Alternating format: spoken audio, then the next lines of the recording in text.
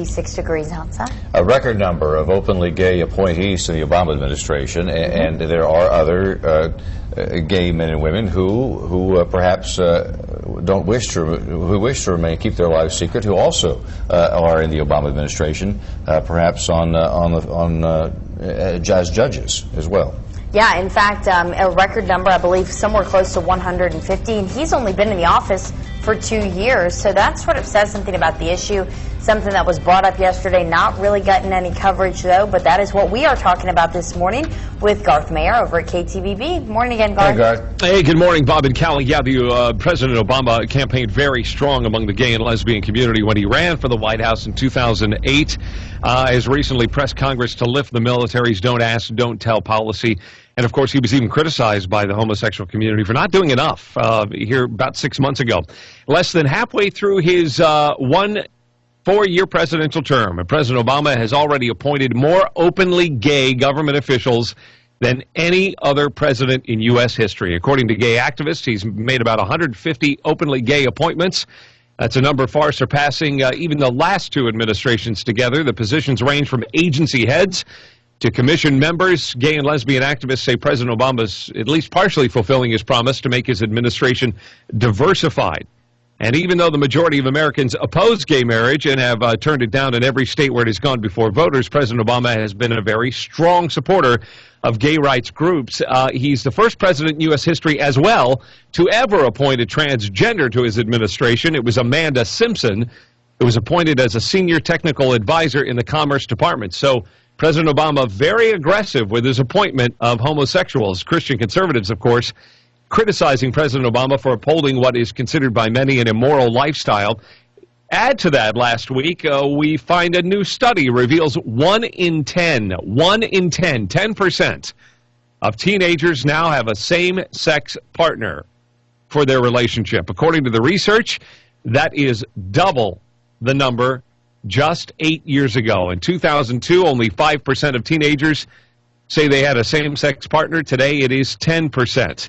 It was in 1996 that the last Democrat president, Bill Clinton, signed the Defense of Marriage Act, which means the federal government would not recognize same-sex marriage. And since then, 5 states and Washington, D.C. have granted same-sex marriage licenses only by legislation, judicial ruling, never by voter approval. What do you think? The acceptance of homosexuality pushed hard by the gay rights activists. Will it be the fall of this country? 593-5822. I'm not in agreement with any of that. But what we need to do is stop the hate. Because what if a gay is capable of fulfilling a job to its highest capacity?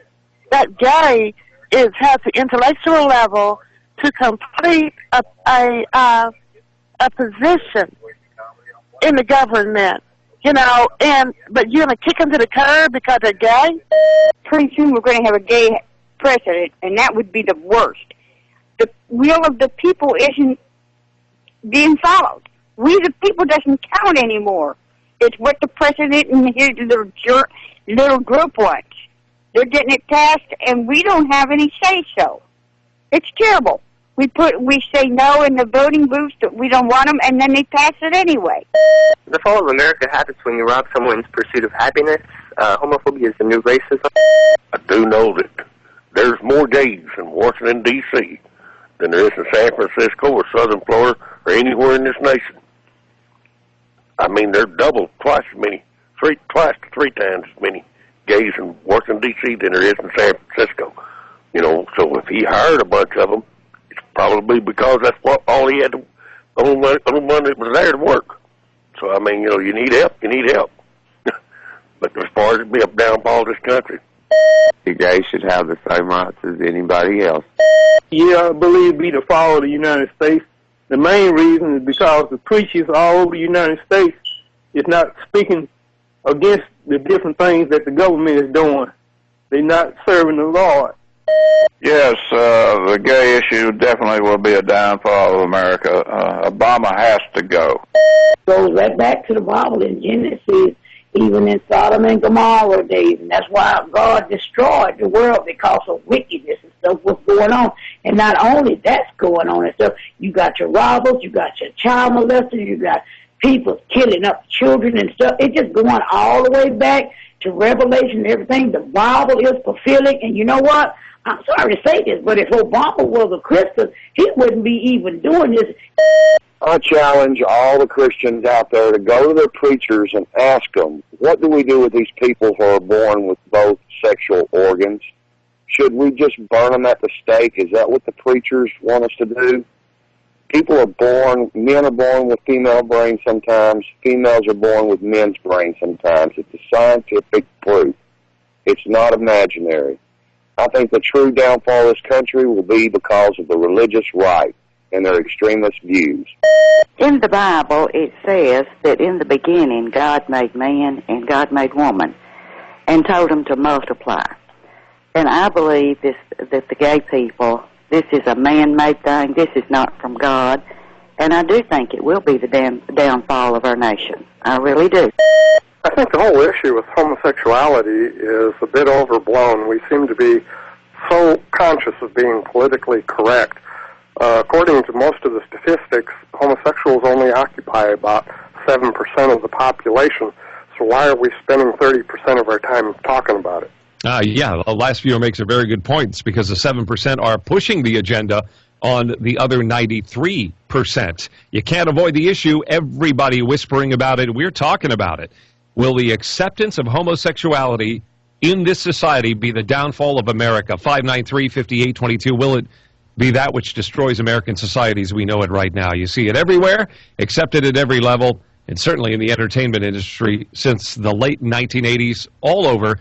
Gay characters on television shows, in the movies, so on and so forth.